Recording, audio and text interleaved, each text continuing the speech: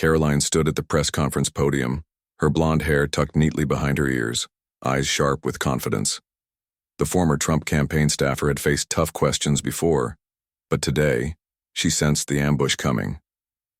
A young reporter from a left-leaning network stepped forward, microphone in hand. His smirk betrayed his intent. "Karoline, don't you think Trump's rhetoric fuels division? Many say his policies target marginalized communities. Would you care to respond?"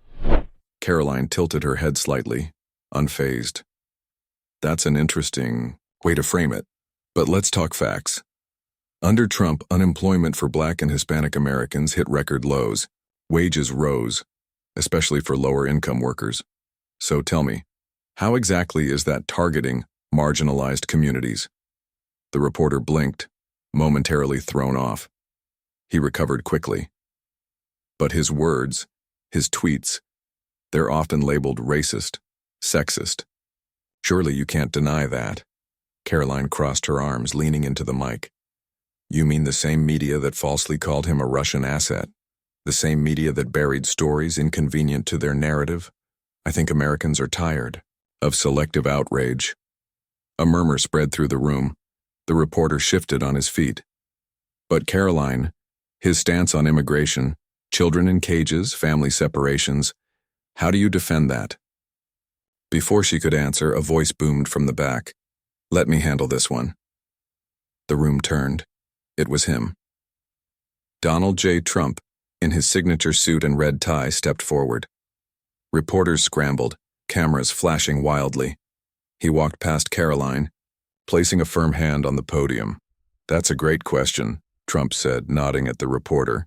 "But let me ask you this. Who built the cages?" The reporter hesitated. "I'll tell you," Trump continued. "Obama, Biden, the very people you protect. You see, when they did it, nobody cared. When we enforce the law, suddenly it's a crisis." He waved a hand dismissively. Typical. Fake news at its finest. The reporter tried to interject, but Trump wasn't done. "And about division?" "I didn't divide America, the media did. You twist words, push false stories, and then act shocked when people don't trust you. You call people racist just for loving their country. That's why I'm here. Because Americans are sick of it." The room was silent. Even Karoline, used to his style, was impressed. The reporter looked like he wanted to disappear. Trump smiled, looking around. "Any real questions?" Silence. Then, slowly, applause began at the back of the room. It grew, rippling through the crowd. Karoline smirked, stepping aside as Trump gave her a nod. The reporter slunk back into the crowd. The attempted takedown had failed. Again. As the clap subsided, another reporter hesitantly raised a hand. This one, clearly more cautious after witnessing the last exchange, chose his words carefully. "Mr. President, some say your policies are extreme, that they threaten democracy. How do you respond to that?" Trump grinned, leaning into the podium. "Extreme? You mean securing the border, cutting taxes, and bringing jobs back? If that's extreme, I'll take it. But let me tell you what's really extreme. Open borders, defunding police, and censoring free speech. That's what the radical left wants. And let's be honest, you guys in the media help them every step of the way." The room tensed. The press corps wasn't used to being called out so directly, but Trump had never played by their rules. Karoline, still standing beside him, watched as the original reporter, now regaining some confidence, stepped forward again. "But sir, your recent comments about the justice system, aren't you undermining institutions that keep our democracy intact?" Trump chuckled, shaking his head. "You mean the same justice system that lets violent criminals walk free but comes after me for paperwork? The same system that targets parents as domestic terrorists for standing up at school board meetings? Give me a break. The American people see through the double standard." The crowd stirred. Even some of the more neutral reporters seemed to acknowledge the point. Karoline stepped back up. "And let's not forget, this isn't about justice. It's about politics. They can't beat Trump fairly, so they try to weaponize the system against him. That's what's really dangerous for democracy." The room fell into an uneasy silence. The reporters who had come in with a plan to corner Karoline and Trump were now scrambling for a new approach. Then, from the back, a voice called out, one not from the press, but from a guest in attendance. "Mr. Trump, what do you say to Americans who feel like they've been forgotten?" Trump turned toward the man, an average-looking guy in a worn baseball cap standing beside a woman holding a small American flag. "I say this," Trump said, voice firm but warm. "I hear you. I fight for you. The media, the elites, the career politicians, they don't care about you. But I do, and I always will." A cheer erupted from the back of the room. More people began clapping, drowning out the murmurs of the press. Trump gave a small wave, then leaned in one last time. "And that, folks, is why they try so hard to take me down. Because they know I'm not fighting for them. I'm fighting for you." With that, he stepped back, giving Karoline a nod before walking off. The reporters stood frozen, their planned narrative shattered. Karoline, suppressing a grin, turned to the press corps one last time. "Any more questions?" No one said a word. As the silence stretched, Karoline glanced around the room, waiting to see if anyone dared to take another shot. A few reporters shifted uncomfortably, flipping through their notes, but no one spoke. The energy had shifted. The usual confidence of the press corps was gone, replaced by an unspoken realization. They had walked into this fight unprepared. Then, just as she was about to step down, the original reporter cleared his throat and tried one last time. "Ms. Leavitt," he began, voice steadier than before. "Despite what you say, many believe Trump is a threat to democracy. If he truly cares about the American people, why not step aside and let new leadership take over?" A few reporters nodded, clearly relieved someone had found a way to regain control of the moment. The question was framed as reasonable, even logical. Karoline, however, was ready. "Let me ask you something," she said, stepping forward. "If democracy is about the people choosing their leader, why are you so afraid of letting them choose Trump again? Why the endless investigations, the censorship, the media smear campaigns? If you were confident the American people didn't want him, you wouldn't need to stop him. You'd just let them vote, wouldn't you?" The reporter opened his mouth but hesitated. The point had landed. "And let's be clear," Karoline continued, pressing the advantage. "Trump isn't a threat to democracy. He's a threat to the people who've been running this country into the ground. That's why they fear him. That's why they fear all of us." A ripple of agreement came from the back of the room. The energy wasn't just shifting, it was now firmly against the media. Karoline paused, giving the room a moment to absorb what had just happened. Then she smiled, stepping back from the podium. "Looks like we're done here," she said, before turning and walking off stage. Trump was already waiting in the hallway, arms crossed, grinning. "Not bad," he said, nodding. "Not bad at all." Karoline laughed. "They thought they could corner us." Trump chuckled, patting her on the back. "They always do, and they always fail." As they walked down the hall, the sounds of reporters scrambling to rewrite their narratives echoed behind them. But it didn't matter. The moment was theirs. As Karoline and Trump strode down the hallway, a few aides trailed behind, whispering among themselves about how the press conference had just played out. Even they were impressed. Outside, a crowd had gathered, supporters waving flags, holding signs, chanting, "USA, USA." The energy was electric, a stark contrast to the awkward silence left behind in the press room. Trump stopped just before stepping outside, turning to Karoline with that signature smirk. "You know, they'll spend the next 24 hours spinning this, twisting our words, making it seem like they won." Karoline nodded, used to the routine. "Let them try. The people saw what happened, and they know the truth." Trump clapped a hand on her shoulder. "That's why we keep winning." The doors opened and the roar of the crowd hit them. Cameras flashed. Supporters surged forward, eager to shake hands, to cheer, to show their unwavering loyalty. Trump lifted a fist in the air, feeding off the energy. One supporter, a woman, in her 40s wearing a "Make America Great Again" hat, reached out. "Mr. Trump, they try to tear you down every day. How do you keep going?" Trump grinned, leaning in slightly. Because of people like you. The crowd erupted again.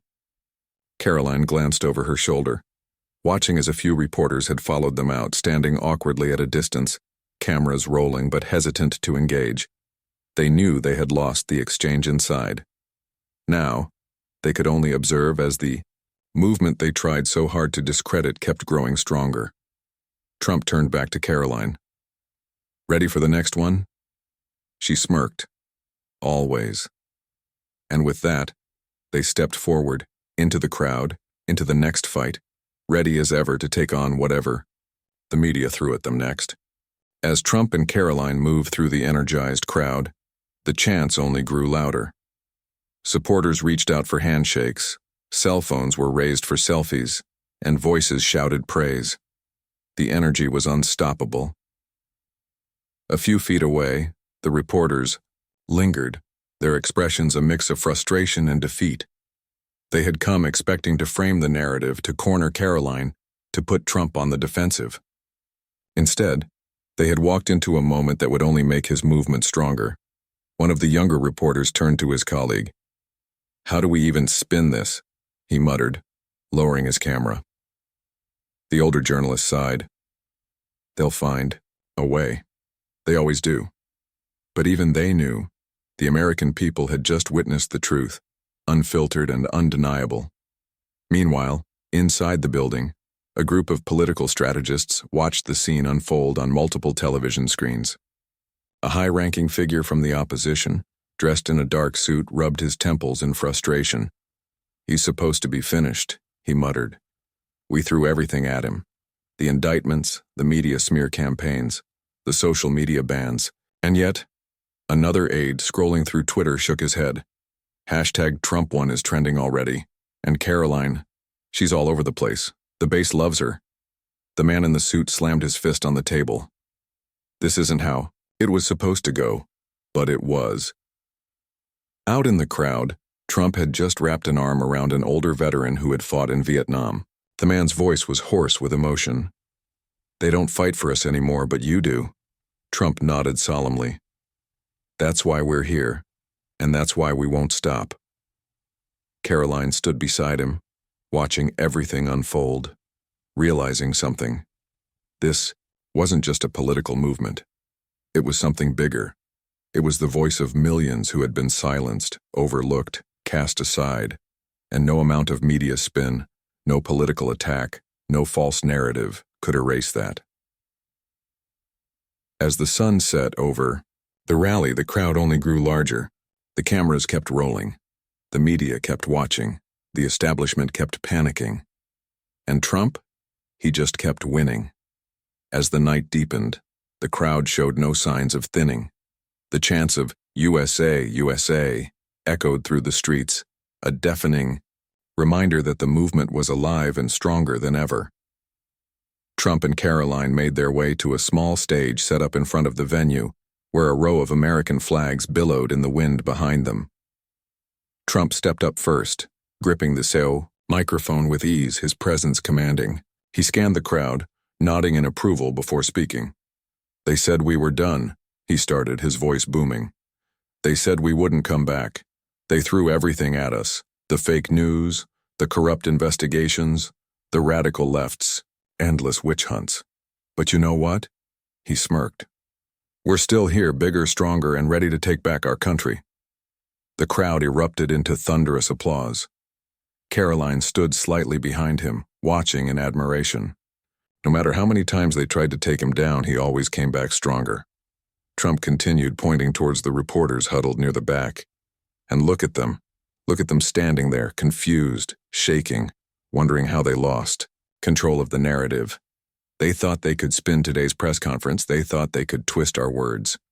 But the American people, you, are too smart for that." The crowd booed in unison at the mention of the media, their voices filled with frustration at the endless lies they had been fed for years. Karoline stepped forward now, taking the mic. "You know, I stood in that room today and watched as they tried to trap us with their usual loaded questions, their dishonest framing, their so-called journalism. But guess what? We're done playing by their rules. We're not afraid of them, and we never will be." The crowd roared again, Karoline had proven herself to be a fighter, a rising star in the movement, and the people loved her for it. Trump gave her a nod of approval before taking the mic once more. They don't fear me, they fear you. They fear the millions of hardworking patriots who love this country, who refuse to be silenced, who refuse to back down. And that's why, come 2024, we are going to deliver the biggest, most beautiful, most historic victory this country has ever seen. The crowd went wild, waving their flags, chanting 4 more years, over and over again. And somewhere in the distance, beyond the flashing cameras and the stunned reporters, beyond the establishment figures watching nervously from their offices, beyond the political elites who had tried so desperately to bury him, Trump knew they had lost, and he had won. Again.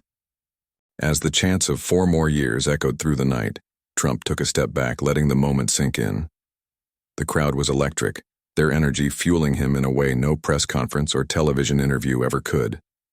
This wasn't just about politics anymore. It was a movement, a fight for something much bigger than himself. Karoline felt it too. She had seen firsthand how the media tried to control the narrative, how they twisted facts, silenced voices, and worked hand in hand with the establishment to maintain their grip on power. But standing here now, surrounded by thousands of Americans who refused to back down, she knew the tide was turning.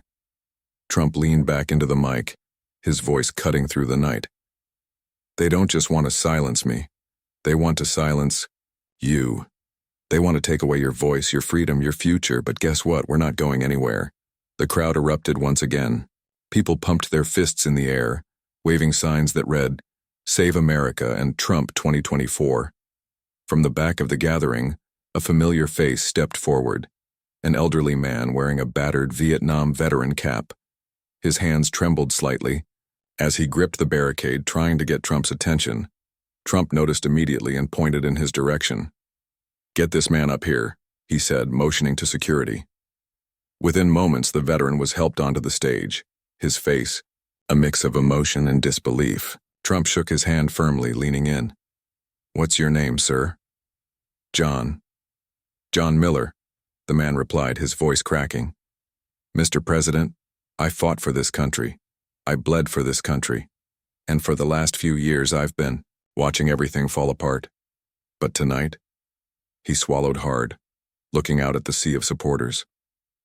"Tonight, I believe in America again." The crowd erupted into cheers, many wiping tears from their eyes.